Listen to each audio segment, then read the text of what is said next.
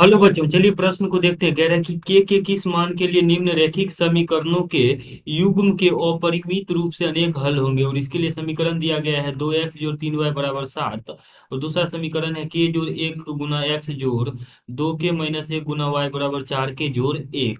तो दिए गए प्रश्न के लिए हमारे पास जो मुख्य अवधारणा है, मुख्य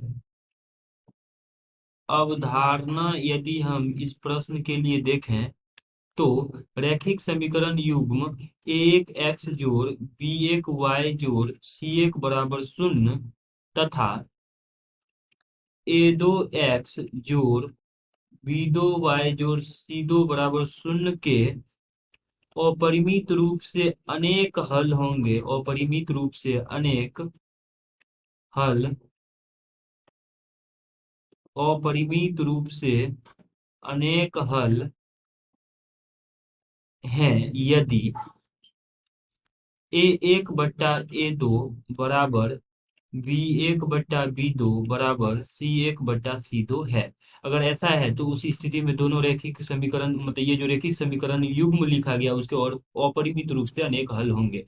अब देखिए हमारे पास जो समीकरण है यहाँ पे दिया गया 2x जोड़ 3y-7 बराबर शून्य। और दूसरा समीकरण है के जोड़ 1 गुना एक्स जोड़ 2k-1 गुना वाई माइनस को इस तरफ इसको ले आते दिया जाएगा -4k जोड़ 1 बराबर शून्य। तो इसके अपरिमित रूप से अनेक हल के लिए हम जो लिखेंगे वो a1/a2 अर्थात 2/k जोड़ 1 बराबर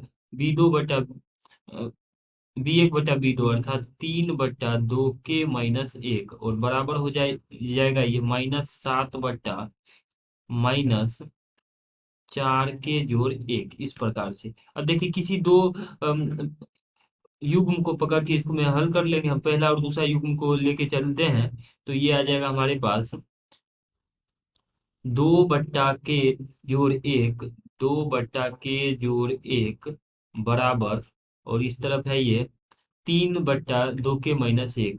तो 3/2k-1। अब गुना कर लेते हैं दो को इससे, तो ये आ जाएगा 2 को इसे गुना करेंगे तो 2 दूनी 4k-2 बराबर 3 को गुना करेंगे के जोड़ 1 से दिया जाएगा 3k जोड़ 3।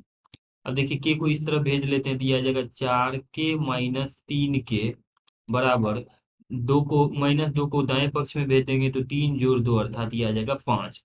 अब इसको हल कर लेते हैं तो यहाँ से हमारे पास आ जाएगा 4k-3 के अर्थात के बराबर, और इस तरह से ये आ जाएगा 5। यानी यदि हम के का मान 5 रखते हैं तो दिए गए रैखिक समीकरण युग्म का अपरिमित रूप से अनेक हल होंगे। और यही दिए गए प्रश्न में हमें निकालना था। आशा करते हैं कि इस प्रश्न का हल आपको समझ में आया होगा। धन्यवाद।